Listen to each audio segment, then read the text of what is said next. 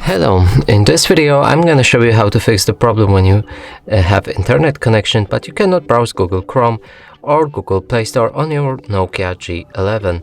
So in order to do this, let's actually see Google Chrome. As you can see, the pages won't load. I'm gonna check YouTube as well.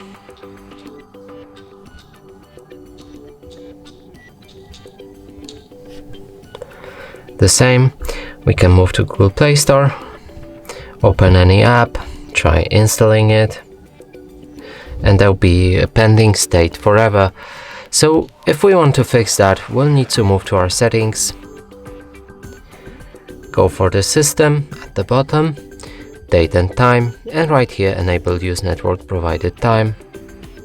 Now if we go back to Google Play Store, the game should start downloading. And the same is with Google Chrome, we can open any website.